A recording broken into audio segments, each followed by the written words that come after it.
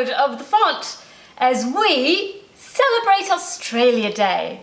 I have chosen 3 great Australian authors and I will regale you with some fascinating Australia facts. And we have a grand finale. It's all... Grand finale? I haven't heard anything about it. It's so exciting, I can't even. Oh, okay. Righto, so let us introduce to you the Royal Ibis. This is more of a warning really, just in case you are foolish enough to feed one. There are tons of these birds in Sydney. They have heads that look like they have been dipped into death and decomposition. And the rest of them is just dirty. These creatures have no class, but they are quite gregarious. So me, being the dumb enabler, always cave and give them a smooth chip or a bit of my Nutella sandwich. As it happens, when you do it, you find out that they travel in flocks of about 500 birds, and all of them come up and they say, "Oh, come on, guess what?" Mongrel birds tell them to bugger off, and Australians call them bin chickens. Now, the first bookish cab off the rank is the critically acclaimed book by Winch. The Yield won the 2020 Miles Franklin Award, which is a prestigious Australian literary book award. It deserves the accolade, I think, because of the way that it uses its narrators to convey the complex voices within Australian history. The Indigenous peoples of Australia have been the custodians of this land for some 60,000 years. The estimates are between 40 and 60,000 years, and white settlers snuffed out most of this precious Indigenous culture and wisdom in less than 200 years. So you try and capture that kind of loss in a book. That is hard. That is very, very hard. The story is set in Prosperous, which is a fictional house in a place called Massacre Plains. It is set to be subsumed by a mining company. Things could go south pretty quickly, but instead the author chooses to take the story in more of a direction of progress and healing, using, quite unusually, 3 narrators. Albert Gundawindi is dying, and the ancestors and the language of the Wurundjeri people are contained and they flow through him. Before he dies, he records the Wurundjeri language in a dictionary. August, his granddaughter, returns to her ancestral home, and her mission is to take back control of her life. And there is a Reverend Greenleaf. He is a Lutheran minister. His narrative is epistolary. His letters date from about 1915. He's well-meaning, but limited by his colonial values. For me, Albert's dictionary absolutely steals the show. We are so very, very lucky to have the language of the Wurundjeri recorded. But I also really like August, who, without spoiling the plot too much for you, gives us so much reason to hope for better things for Australia's Indigenous people. So this book is good, good, good.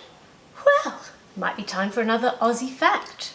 Now, you may have noticed that Australians use a lot of swear words.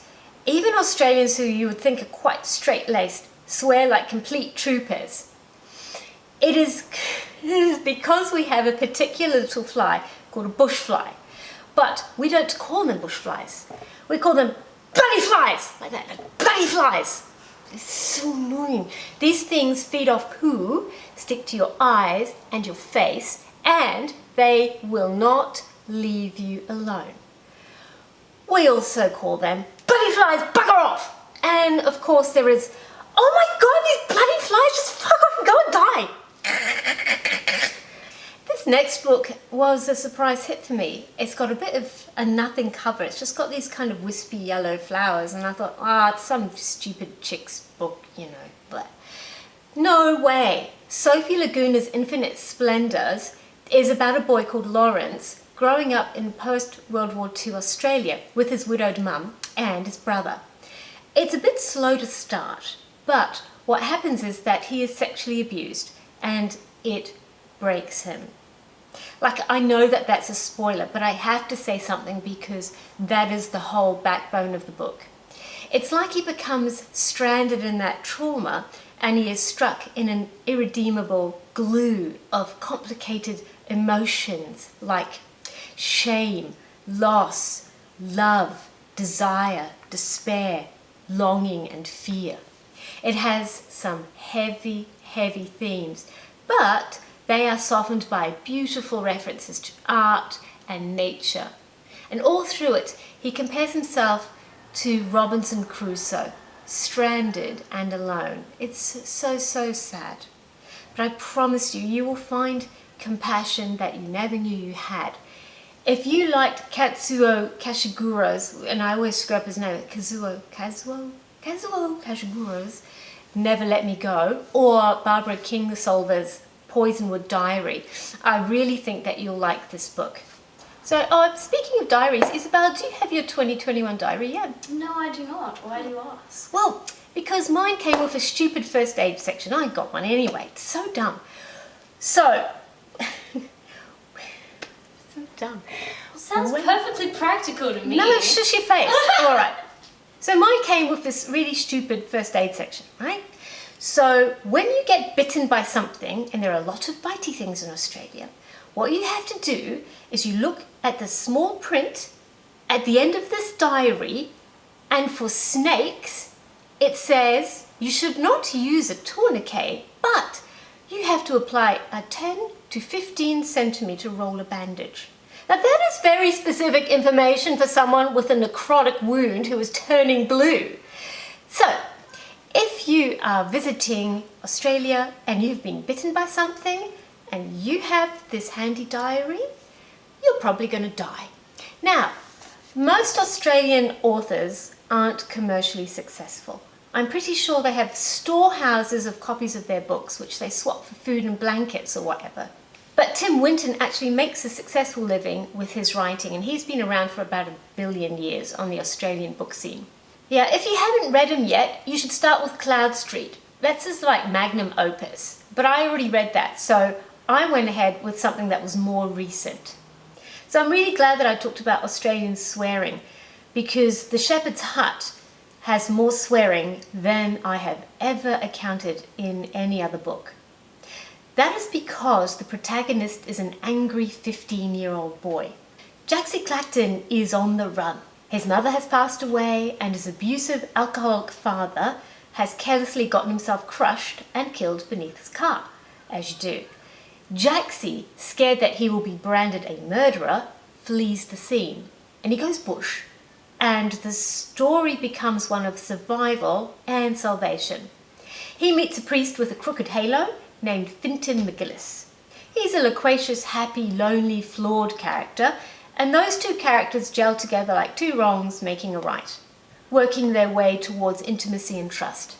It's got a really stark and edgy style that reminds me of Cormac McCarthy. Tim Winton uses whatever he needs to create realism. Blood, swear words, violence, whatever it takes to breathe life into this angry young character. But I did find it humorous though, because Jaxie's an intelligent character that tells it like he sees it. The humour balances the violent sadness of this novel.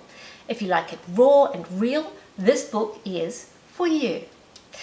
Now, I can't finish without a few words about bitey Australian things. I've got a very quick guide on common things that bite and whether or not you should worry about the bite. Now, the Huntsman Spider is very, very common. It's about the size of something like a biscuit, somewhere between a biscuit and a hubcap. Yeah. It will nip the end off a twig, but it is totally harmless. Now, the outdoor cockroach is about the size of a small pony.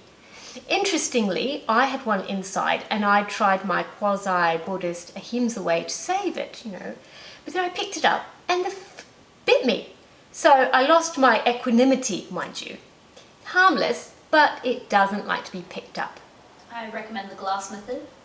Glass method. Glass method. Glass method. Every Australian ever, glass method, because it's all like, what? Take it out. Yeah. Do you get a snake under a glass? No. Can you get a snake under a glass? I mean, I would probably not. you know how some of them I are would like, probably stay away. like the basilisk. Yeah, Anyway.